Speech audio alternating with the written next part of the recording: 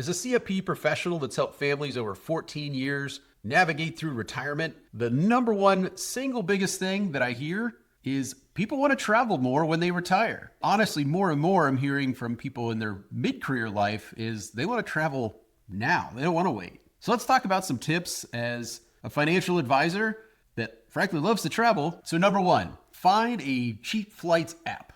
So here's the thing. I haven't received any compensation for this, but I personally use the Going app. It used to be called Scott's Cheap Flights for those that are familiar with it from back in the day. Now, if you're using an app like Going, you'll actually receive alerts over time that'll give you announcements on cheap fares that are coming up. Just be flexible. Now, keep in mind, sometimes the cheap flights are there for a reason. So, for example, if you're looking to go to Japan in the summer, it's hot. If you're looking to go to Alaska, depending on the time of year, when frankly flights are probably the cheapest, it's a season called mud because everything is full of mud.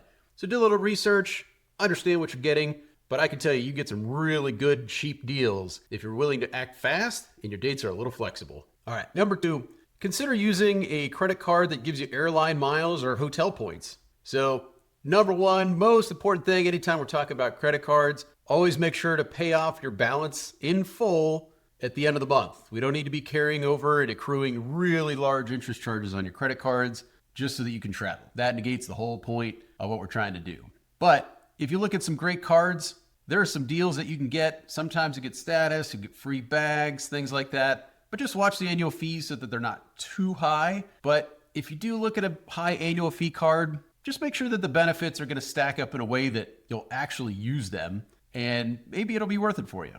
All right, number three, watch currency markets. Now, I know it sounds a little nerdy, but you got to understand currencies will change. So as the dollar gets stronger or weaker, if you have a weak dollar against the currency for where you're trying to go, your trip could get really expensive really fast. And the other way, if the dollar is very strong against another currency, your trip is at a huge discount potentially.